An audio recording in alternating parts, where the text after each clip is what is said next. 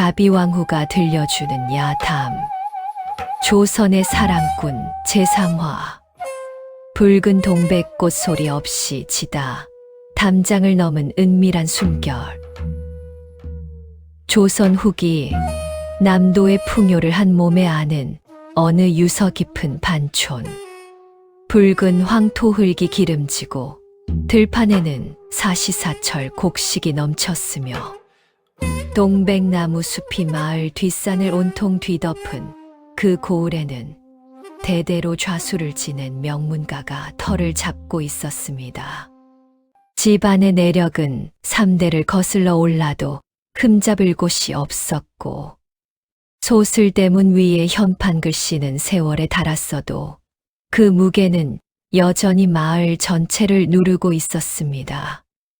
그 대궐 같은 집안의 며느리 윤씨.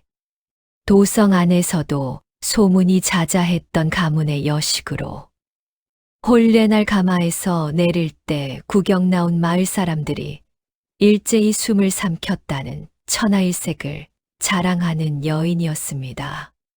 한겨울 갓 쌓인 눈처럼 티 없이 하얀 살결. 봄날 연못의 물결처럼 부드럽고 유연한 자태.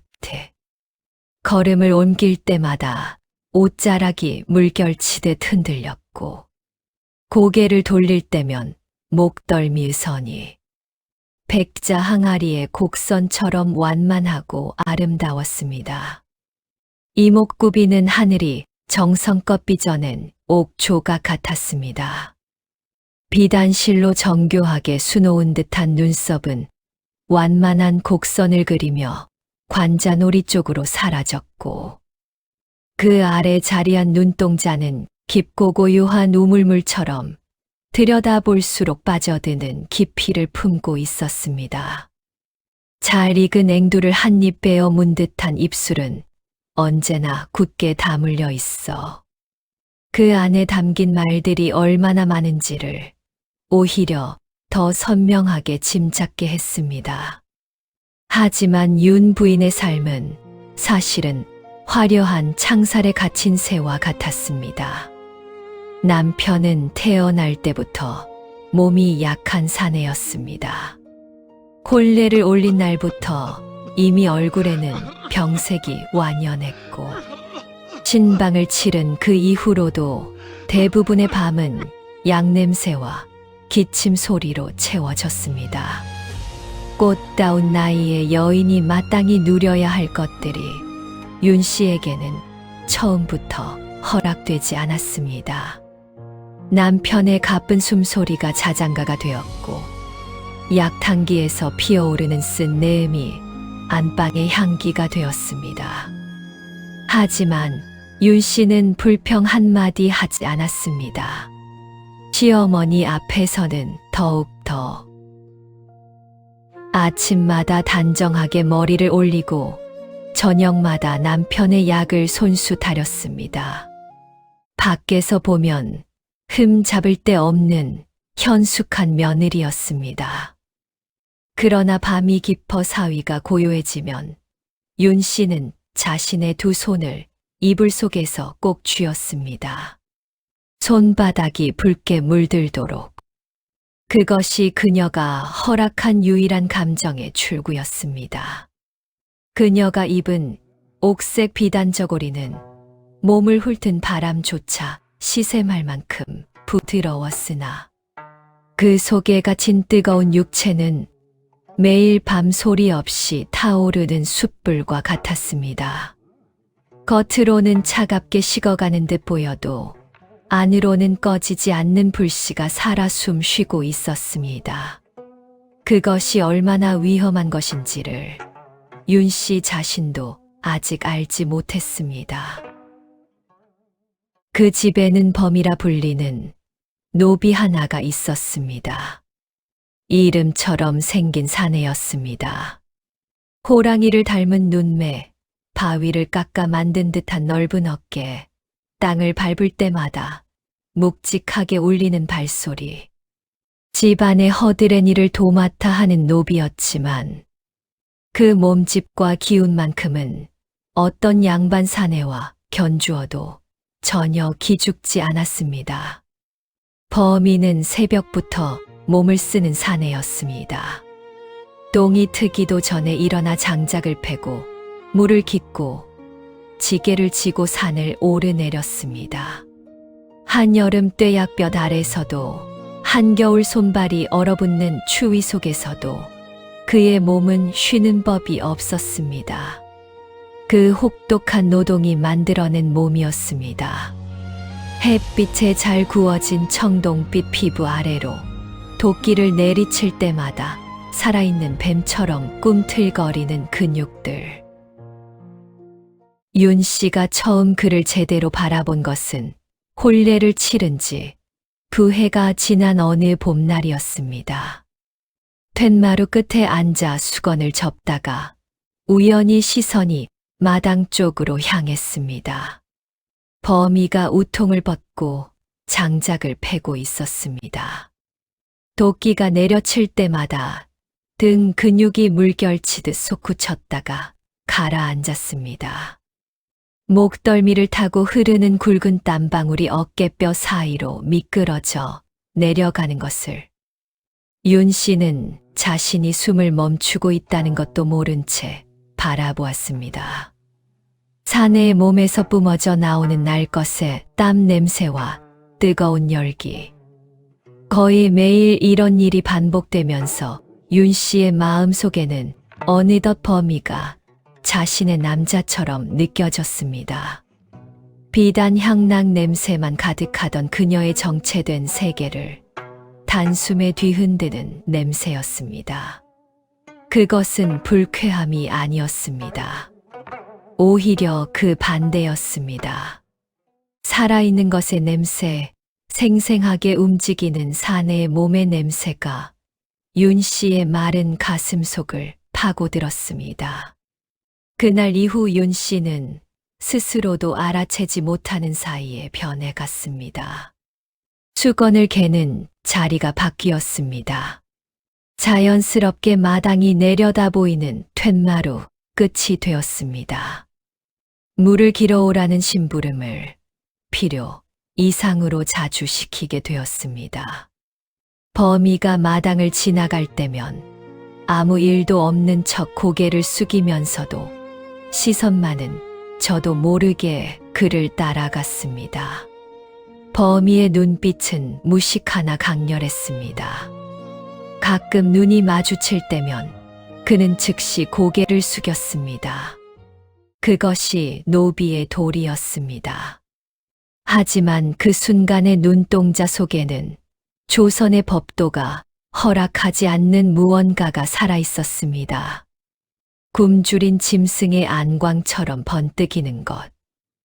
아가씨를 통째로 삼켜버릴 듯한, 그러나 끝내 삼킬 수 없어 속으로 사기는 욕망의 불씨 같은 것이었습니다. 윤 씨는 그 눈빛을 보는 날 밤이면 잠을 이루지 못했습니다. 남편의 기침 소리가 들리는 안방에 누워 천장을 바라보며 이불을 끌어당겼습니다. 그것이 무엇인지 이름 붙이지 않으려 했습니다. 이름을 붙이는 순간 그것은 죄가 되니까요. 하지만 이름 붙이지 않은 것들이 오히려 더 깊이 뿌리를 내린다는 것을 윤 씨는 봄이 지나고 여름이 오는 동안 온몸으로 배워가고 있었습니다. 그러던 어느 여름, 처음에는 가늘게 내리던 비가 갑자기 천둥번개를 동반한 폭풍우가 되었습니다. 한여름의 지독한 소나기였습니다. 오후 내내 하늘이 무겁게 눌려 있더니 해가 기울 무렵에는 하늘이 뚫린 듯 비가 쏟아졌습니다. 굵은 빗줄기가 기와장을 두드리고 처마에서 흘러내린 빗물이 마당에 고여 작은 강을 이루었습니다. 빗소리가 집 안의 모든 소리를 집어삼켰습니다. 병약한 남편은 약 기운에 취해 일찍 잠이 들었습니다. 시어머니는 사랑채 쪽에서 이미 불을 끈 지 오래였고 집안의 하인들도 빗소리 속에 제 잠자리를 찾아들었습니다. 집 전체가 빗소리라는 장막으로 둘러싸인 채 잠들어 있었습니다. 그 시각 오직 윤 씨만이 홀로 깨어 있었습니다. 안방에 누운 채 빗소리를 들었습니다. 빗소리는 이상하게도 잠을 불러오지 않았습니다. 오히려 몸속에 무언가를 깨우는 소리 같았습니다. 오래 눌려있던 것이 빗소리를 타고 서서히 차오르는 것 같았습니다. 윤 씨는 자기도 모르게 무언가에 홀린 듯 잠자리에서 일어났습니다. 발소리를 죽이며 안방 문을 스르륵 조용히 열었습니다. 빗소리만이 귀를 가득 채웠습니다. 처마 끝에서 쏟아지는 빗줄기를 한 손으로 헤치며 그녀는 마당을 뛰다시피 가로질렀습니다. 옥색 저고리가 빗물에 젖어 살결에 달라붙었습니다. 그녀는 어디로 가는지 스스로 알고 있었지만 알면서도 발을 멈추지 않았습니다. 뒷마당 행랑채 근처의 헛간. 범이가 그곳에 홀로 거처하고 있었습니다. 어디선가 비를 피해 들어와 젖은 몸을 닦고 있었습니다. 횃불 하나가 낮게 타오르며 그의 몸의 그림자를 흔들리는 빛 속에 가두었습니다. 볏짚 냄새, 흙냄새, 그리고 빗물에 젖은 사내의 체온이 만들어내는 군운한 열기가 좁은 헛간을 가득 채우고 있었습니다. 어둠 속에서 두 사람의 눈이 마주쳤습니다. 말이 필요하지 않은 순간이었습니다. 아니, 말을 하는 것 자체가 이 순간을 깨뜨릴 것 같았습니다. 빗소리만이 두 사람 사이를 채웠습니다. 범인은 손에 들고 있던 무명 수건을 천천히 내려놓았습니다. 부인에게서 눈을 떼지 못한 채로 그의 투박한 손이 윤 씨의 가느다란 손목을 향해 천천히 움직였습니다. 낚아채듯 잡은 것이 아니었습니다. 오히려 물음처럼, 확인처럼 이래도 되겠느냐고 묻듯이 조심스럽게 윤 씨의 손목이 그 손 안에 감겼을 때 윤 씨는 비명 대신 눈을 질끈 감고 말았습니다. 그리고 사내의 가슴팍으로 무너지듯 안겼습니다. 빗물에 젖은 무명옷의 거칠고 서늘한 촉감, 그 아래로 느껴지는 사내의 가슴팍 열기, 차갑고 뜨거운 것이 동시에 느껴지는 기묘한 감각이었습니다. 윤 씨 볼이 범이의 가슴에 닿는 순간 귓속으로 쿵쾅거리는 사내의 심장 소리가 들렸습니다. 빗소리보다 더 크고 천둥보다 더 깊은 소리였습니다. 평생 지켜온 양반가의 긍지가 그 순간 허물처럼 벗겨졌습니다. 아니, 허물이 아니었습니다. 오히려 그것은 오랫동안 억지로 입고 있던 갑옷을 마침내 벗어내는 것과 같은 해방이었습니다. 좁고 어두운 헛간, 볏짚 타는 냄새와 빗물 냄새가 뒤섞인 그 공간에서 두 사람은 서로를 향해 무너졌습니다. 사내의 거칠고 단단한 손이 윤 씨의 젖은 저고리 위를 훑고 지나갈 때 비단결 같은 살결 위에서 느껴지는 그 손의 열기가 마치 뜨거운 불씨를 피부 위에 올려놓은 것 같았습니다. 윤 씨는 자신의 몸이 그 열기를 향해 저도 모르게 기울어지는 것을 느꼈습니다. 비단 저고리의 고름이 풀렸습니다. 달빛 한 조각 들지 않는 어둠 속에서 배곡 같은 여인의 살결과 청동빛 사내의 근육이 하나의 열기 속으로 녹아들었습니다. 사내의 묵직한 숨결이 윤 씨의 목덜미를 적시고 그녀의 가느다란 손가락이 사내의 넓은 등을 더듬었습니다. 손끝에 닿는 것들이 모두 낯설었습니다. 단단하고 뜨겁고 살아있는 것들이. 그것은 사랑이라고 부르기에는 너무 격렬했고, 욕망이라고만 부르기에는 너무 간절했습니다. 서로에게 닿는 것만으로 살아있음을 확인하는, 오랫동안 목말랐던 두 사람이 마침내 물을 만난 것과 같았습니다. 윤 씨 부인의 입에서는 도저히 자신의 소리라고는 믿을 수 없는, 알 수 없는 신음이 흘러나왔고, 마침내는 울음이 되어 온 밤을 적셨습니다. 난생 처음 겪는 두 남녀의 동물 같은 애정의 행위처럼 소나기는 밤이 깊도록 그치지 않았습니다. 두 남녀만의 비밀은 거의 매일 밤을 계속하며 계절을 넘겼습니다. 여름의 소나기가 지나고 가을이 왔습니다. 가을이 깊어 뒷산 동백나무 잎이 더욱 짙은 초록으로 빛날 무렵, 두 사람의 몸도 마음도 더욱 짙어져 갔습니다. 둘은 만나고 또 끌리듯 다시 만났습니다.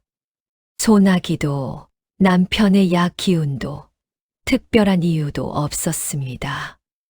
그저 본능처럼 서로를 향한 끌림이 이유였습니다. 그 끌림이 죄가 된다는 것을 두 사람 모두 너무나 잘 알고 있었습니다. 알면서도 멈출 수 없었습니다. 윤 씨는 스스로를 다잡으려 노력했습니다. 새벽마다 일어나 창문을 세수를 했습니다. 경전을 펼쳐들고 눈이 아프도록 글씨를 들여다보았습니다. 바느질에 몰두해 보기도 했습니다.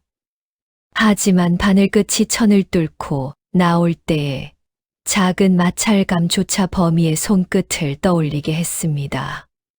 이미 몸이 기억하는 것은 머리로 지울 수 없었습니다. 범이는 더욱 말이 없어졌습니다. 일만 더욱 열심히 했습니다. 마치 몸이 지치면 마음도 잠잠해질 것이라는 듯이. 하지만 그의 눈은 속이지 못했습니다. 윤 씨가 마당을 지날 때면 그의 손이 잡고 있던 도끼 자루가 미세하게 흔들렸습니다. 두 사람의 미래는 차츰 조심스러웠습니다.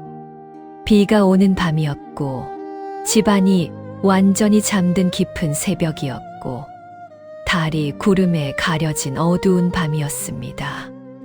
헛간의 볏짚 위에서 혹은 뒷산 동백나무 숲, 그늘 아래서 두 사람은 세상이 허락하지 않는 시간들을 모았습니다. 그 시간들 속에서 범인은 처음으로 부드러워졌습니다. 거칠고 투박한 손이 윤 씨의 머리카락을 쓸어올릴 때면 그 손이 마치 다른 사람의 손처럼 조심스러웠습니다. 윤 씨는 그 손이 자신의 연적 같은 젖가슴을 어루만질 때면 눈을 감고 말았습니다. 남편이 한 번도 해준 적 없는 것이었습니다. 윤 씨는 눈이 멀도록 행복했습니다. 그리고 시간이 흐를수록 그 행복이 두려웠습니다. 이렇게 뜨거운 것은 반드시 언젠가 재앙으로 돌아온다는 것을 이 땅의 법도가 말하고 있었으니까요. 그리고 그 두려움은 틀리지 않았습니다. 가을이 깊어갈 무렵부터였습니다. 윤 씨의 배가 재앙처럼 조금씩 불러오기 시작했습니다. 처음에는 저고리의 고름을 조금 더 느슨하게 묶는 것으로 감출 수 있었습니다. 하지만 안방을 드나드는 몸종의 눈을 속이기는 어려웠습니다.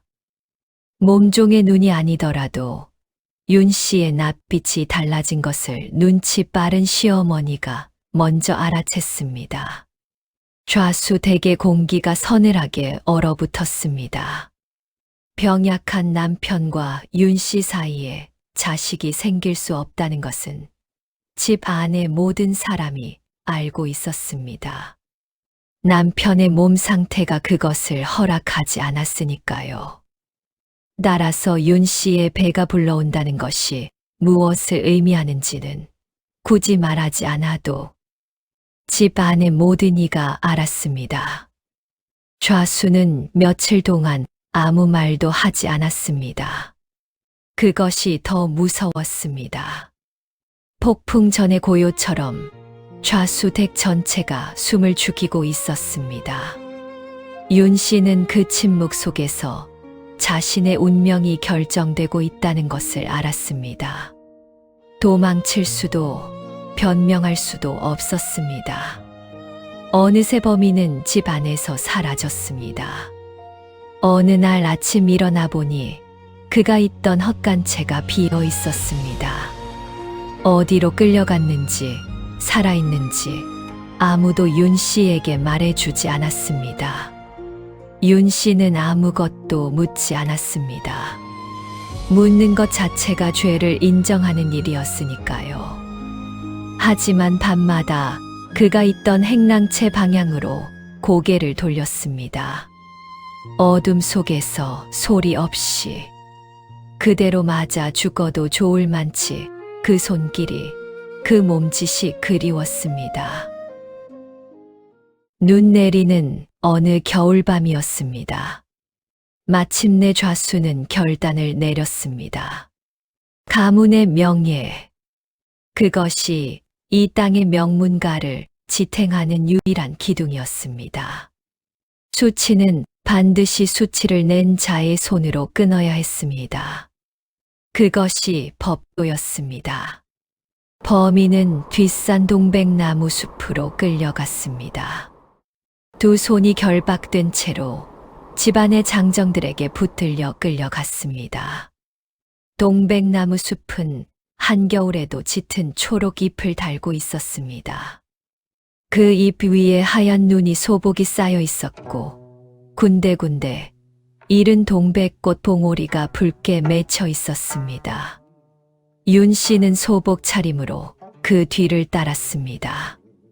끌려가듯 따라간 것이 아니었습니다. 스스로 흔쾌히 걸어갔습니다. 맨발에 가까운 집신이 눈을 밟을 때마다 차가운 기운이 발목까지 올라왔지만 윤 씨의 걸음은 멈추지 않았습니다.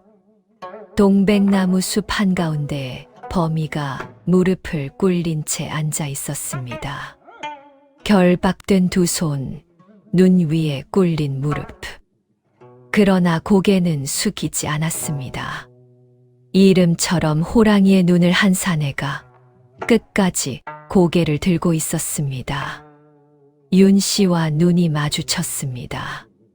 그 눈 속에 두려움은 없었습니다. 후회도 없었습니다. 오직 윤 씨를 향한 하나의 감정만이 그 추운 밤을 뜨겁게 달구고 있었습니다. 윤 씨 부인은 그대로 뛰어들어 남자의 품속에 안기고 싶었지만 죽을 힘을 다해 그 본능을 이겨냈습니다. 좌수가 서슬퍼런 칼을 내던졌습니다. 윤 씨의 발 앞에 가문의 수치를 내 손으로 끊으라고, 그러면 내 목숨만은 보전해 주겠다고 명했습니다. 윤 씨는 칼을 내려다보았습니다. 하얀 눈 위에 떨어진 칼이 달빛을 받아 차갑게 빛났습니다. 그 빛 속에서 윤 씨는 지나온 날들을 보았습니다. 안방에서 홀로 이불을 꼭 쥐던 밤들, 툇마루 끝에서 마당을 내려다보던 봄날들, 헛간의 어둠 속에서 처음으로 살아있음을 느꼈던 여름 소나기의 밤, 그리고 동백나무 숲 그늘 아래에서 범이의 거친 소위, 자신의 온몸 구석구석을 어루만질 때 눈을 감고 말았던 가을의 숱한 밤들. 마침내 천천히 윤 씨는 칼을 집어들었습니다. 그러나 그 칼 끝은 범이에게 향하지 않았습니다. 칼날은 범이의 결박을 끊었습니다. 두 손을 묶은 밧줄을 향해 칼날을 그었던 것입니다. 그리고 모두가 얼어붙은 그 순간 윤 씨는 뒤돌아서 칼날을 자신의 가슴을 향했습니다. 가문의 수치를 끊으라 했으니 자신이 그 수치라면 자신이 끊어야 한다고 그 몸짓이 말했습니다. 붉은 피가 하얀 눈 위로 번져나갔습니다. 천천히 그러나 멈추지 않고 마치 겨울을 이기지 못하고 툭 하고 떨어지는 동백꽃 송이처럼 선명하고 뜨겁게 범이가 결박에서 풀려나는 순간 윤 씨에게 달려들었습니다. 두 팔로 그녀를 안아 올렸습니다. 겨울밤의 동백나무 숲에서 눈 위에 무릎을 꿇고 오열했습니다. 짐승처럼 강한 사내가 내는 울음소리는 짐승처럼 날 것이었습니다. 그것은 애도가 아니었습니다. 자신 때문에 이렇게 된 것에 대한 말로 다 할 수 없는 통곡이었습니다. 윤 씨의 손이 범이의 뺨에 닿았습니다. 마지막 힘으로 괜찮다고 이것이 내가 선택한 것이라고 그 손이 말했습니다. 이 세상에 오직 둘만 남은 듯한 처절한 몸부림이었습니다. 마침내 범인은 윤 씨를 안은 채 천길 낭떠러지로 몸을 던졌습니다. 그 일이 있은 후 좌수댁은 서서히 흔적도 없이 몰락했습니다. 오랜 세월 마을을 눌러온 현판이 내려지고 소슬대문이 닫혔으며 사람들이 하나둘 떠나갔습니다. 어떤 이들은 하늘에 버리라 했고 어떤 이들은 며느리의 한이 집안을 무너뜨렸다고 했습니다. 어느 쪽이든 그 집은 다시 일어서지 못했습니다. 하지만 마을 사람들이 오래도록 전하는 이야기가 있습니다. 두 사람이 몸을 던진 낭떠러지 아래 이듬해 봄부터 기이한 나무 한 쌍이 자라났다고 합니다. 뿌리는 각각 다른 곳에서 시작했으나 자라면서 두 줄기가 서로를 향해 기울어지더니 마침내 하나로 엉켜버렸습니다. 마치 연인이 서로를 껴안은 듯한 형상으로 사람들은 이를 열리지라 불렀습니다. 겨울이 오면 그 나무에서는 세상 어느 동백나무보다 더 붉은 꽃이 피었습니다. 마을의 노인들은 말했습니다. 그 꽃의 빛깔은 윤씨 아가씨의 입술보다 붉고 범이의 심장보다 뜨겁다고. 눈이 내리는 날에도 그 꽃만큼은 쉬지지 않았습니다. 그 어떤 추위에도 굴하지 않았던 두 사람처럼. 동백꽃은 질 때 소리가 없습니다. 서서히 시드는 것이 아니라 한 송이 통째로 툭 하고 떨어집니다. 그 지는 방식이 윤 씨를 닮았다고 사람들은 말했습니다. 통째로 사랑 앞에 자신을 던진 여인을. 개서야담은 이 비극적인 이야기를 통해 우리에게 묻습니다. 법도와 신분이 인간의 숨결을 막을 수 있는가? 가장 어두운 헛간 속에서 피어난 것이 가장 뜨거운 불꽃이 될 수 있음을 두 사람의 이야기가 말합니다. 살아서는 신분의 담장에 막혀 숨죽여야 했으나 죽어서는 그 어떤 담장도 넘어선 한 몸이 된 두 사람. 그 열리지는 지금도 거기 서 있다고 합니다. 무리는 달라도 줄기는 하나인 채로 매년 겨울 가장 붉은 꽃을 피워내며 오늘 밤 여러분들의 마음속에도 평생 지우지 못한 뜨거운 이름 하나쯤은 남아있는지요. 그 이름이 지금은 아프더라도 언젠가는 저 동백꽃처럼 소리 없이 아름다운 전설로 남으시길 기원합니다. 긴 시간 함께 해주셔서 감사드리며 구독, 좋아요로 저에게 힘을 주시고 댓글로 여러분의 감상을 나누어 주시기를 바랍니다.